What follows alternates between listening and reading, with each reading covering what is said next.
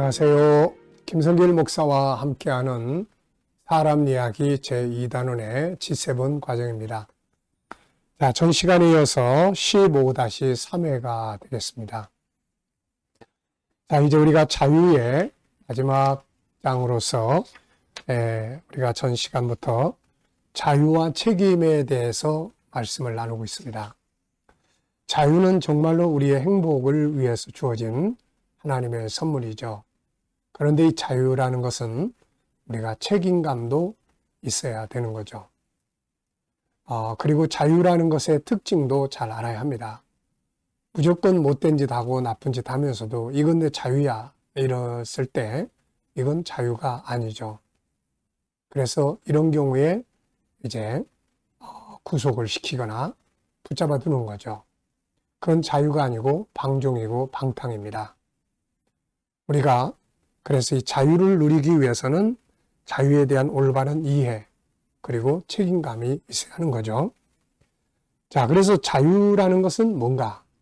이 자유라는 것은 어떤 요소들을 가지고 있는가? 그래서 5가지의 자유의 특징에 대해서 우리가 살펴봤죠. 자유는 나만의 자유가 아니라 모든 이의 자유가 되어야 한다. 자, 자유가 아닌 것들을 자유라고 주장하면 안 된다. 죄 지면서 이걸 자유다. 사거리에서 교통신호를 어기고 가면서 이건 내 마음이야. 이렇게 내 자유야. 이러면 안 된다는 거죠. 자유가 아닌 것들을 잘 구분해야 된다.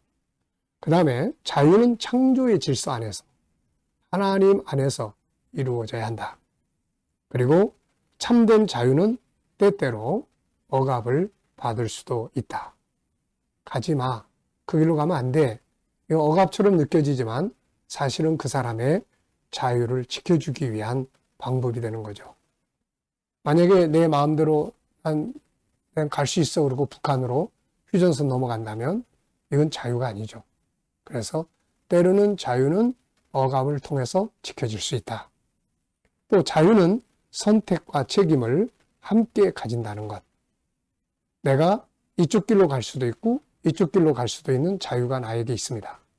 그런데 자, 오른쪽 길로 갔을 때는 오른쪽의 결과를 만나는 거고 왼쪽 길로 갔을 때는 왼쪽의 결과를 만나는 거다. 그러니까 자유를 어떻게 사용하느냐에 따라서 결과가 오는 거죠. 공부하기 싫어. 그리고 안 할 수도 있고 난 열심히 할 거야. 할 수도 있어요. 근데 열심히 한 사람의 결과와 하기 싫다고 안 하는 사람의 결과는 엄청 차이가 있게 되고 그 결과는 자기에게 자기가 책임을 져야 되는 거죠. 자, 이 시간에는 자유를 올바르게 활용을 하자.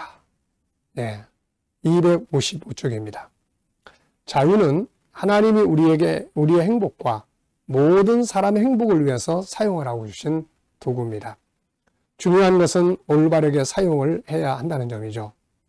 우리에게 주신 위대한 선물인 자유를 바로 사용하기 위해서 우리는 몇 가지 주의해야 할 일이 있습니다. 자, 우선은 선택해야 할 길들이 있는 거죠. 자, 여기 도표에 보면 6개의 선택의 길이 있습니다. 생명의 길로 갈 건지 사망의 길로 갈 건지 죄의 길로 갈 건지 선의 길로 갈 건지 또 보물들을 개발하여 사용할 건지 안 할 건지 우리는 세상이 힘들다고 말합니다. 그러나 그것은 내 안에 있는 능력을 더 개발하면 세상보다 더 그걸 감당할 수 있는 힘을 더 키우면은 세상은 어려운 곳이 아니라 즐거운 곳이 되는 거죠.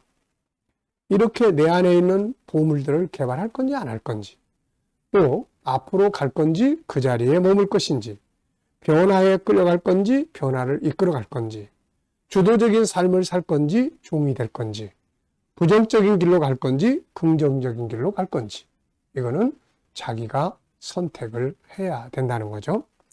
자, 자유는 선택해야 할 권리를 가지고 있습니다. 선택은 결과를 가져오죠. 그리고 그 결과는 내가 사용한 자유의 대가입니다. 자유의 중요성은 선택이죠. 세상은 선택하도록 되어 있습니다.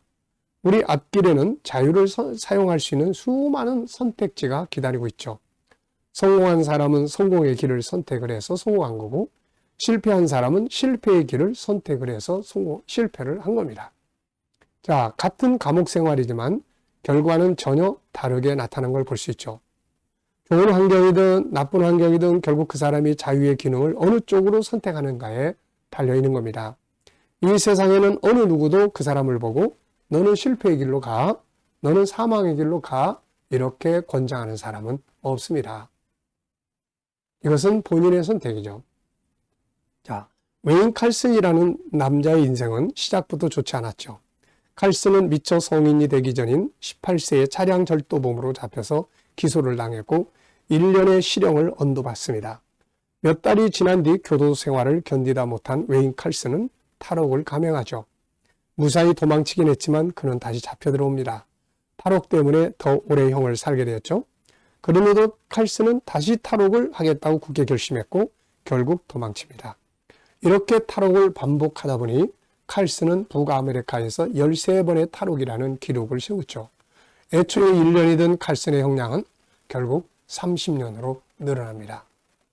자, 너 탈옥해. 누가 옆에서 이렇게 권장한 사람도 없습니다. 자기의 선택이죠. 자, 그 감옥 안에서 모범수로 최선을 다해서 뭔가를 하다가 감형을 받고 빨리 나올 수 있는 방법도 있고, 이렇게 탈옥을 하다가 형량이 더 늘어날 수도 있고, 자, 이렇게 어느 쪽을 선택할 것인가는 그 사람의 자유입니다. 자, 반면에 요셉은 어떻습니까? 요셉이라는 인물은 형제들에게 미움을 받아 다른 나라에 팔려가 그 나라에서 노예가 됩니다. 그러나 그는 형제들을 원망하지 않고 하나님의 뜻으로 생각하고 충실한 노예가 됩니다. 결과적으로 그 집 주인이 그를 인정하여 그 집의 책임자로 삼았죠. 그런데 그 주인의 부인 때문에 또 누명을 뒤집어쓰고 결국은 감옥까지 내려갑니다. 그러나 그 속에서도 그는 누구도 원망하지 않죠. 그저 하나님의 뜻을 생각하면서 묵묵히 충실하며 살게 되었죠. 그랬더니 이번에는 간수가 그를 인정해서 감옥에 책임 있는 일을 맡겼습니다. 그러다가 어느 날 왕의 직속 신하들이 죄짓고 들어왔는데 간수는 그들을 믿을 만한 요셉에게 맡깁니다. 요셉은 그들 역시 지극정성으로 섬겼죠. 그들의 꿈도 해석해 줍니다. 그 중에 한 사람이 후에 그를 왕에게 청구했고 그가 감옥에서 나와서 왕의 꿈을 해석합니다. 왕은 그 자리에서 그 총명한 사람 요셉을 애굽의 총리로 발탁하게 된 거죠. 같은 감옥 생활이지만 어떤 사람은 그 환경 때문에 인생을 망치고 어떤 사람은 그 환경 때문에 성공을 합니다. 그것은 선택하는 사람의 결과물이죠. 요셉은 고난 속에서 성공의 길로 가는 쪽을 선택을 했고 하나님 중심, 정직과 신실, 부지런함, 사람을 원망하지 않음, 술 먹고 방탕하지 않음, 삶을 저주하고 증오하지 않음, 절망하지 않고 미래의 희망을 가짐, 스스로 주도적인 삶을 살았죠. 이 모든 것은 그가 가진 자유를 올바르게 사용했다는 것을 보여줍니다. 그리고 그 결과는 놀라운 성공을 이루게 된 거죠. 노예로 팔려간 사람이 대제국의 총리가 됐으니까요. 괜히 사람 보고 열받고 원망할 필요 없습니다. 그들 때문에 다가온 환경을 원망할 필요 없죠. 그 속에는 망하는 길도 있고 성공하는 길도 있습니다. 그리고 어느 쪽 길로 가는가는 나 자신의 선택이죠. 네. 풍요로운 삶의 환경을 만났어도 게으르고 나태하고 쾌락과 향락에 빠져 있다면 그는 망하게 될 것이고 솔로몬의 인생이 바로 그런 경우죠. 그는 하나님으로부터 엄청난 지혜를 받아 위대한 왕이 되었고 그 지혜 때문에 천하의 보물이 그에게 왔습니다. 그런데 그는 이때부터 어리석은 길로 선택을 합니다. 결국 그 많은 재물을 여자들을 위해 사용하다가 결국 망해버리고 만 거죠. 결국은 나라를 잃어버렸고 마지막에 세상의 모든 것이 너무 허무하다 하는 고백을 남기게 됩니다. 어려운 환경, 요셉과 같은 어려운 환경 속에서도 그 환경 속에 있는 긍정적인 길, 더 발전할 수 있는 길을 선택을 하고 간다면 그 어려운 환경이 그에게 축복의 결실을 가져다 주는 거죠. 대표적인 인물이 바로 요셉 아니겠습니까? 자, 여러분, 오늘 우리는 어떤 선택의 길에 서 있나요? 이쪽 길로 갈 건지 이쪽 길로 갈 건지 그 선택은 내가 하는 겁니다. 그런데 결과는 선택한 사람의 몫으로 돌아오게 되는 거죠. 이왕이면 좋은 길로, 이왕이면 성공하는 길로 선택할 수 있는 자유를 누려보시기 바랍니다. 자, 이 시간 말씀은 여기까지 하고 마치겠습니다. 감사합니다.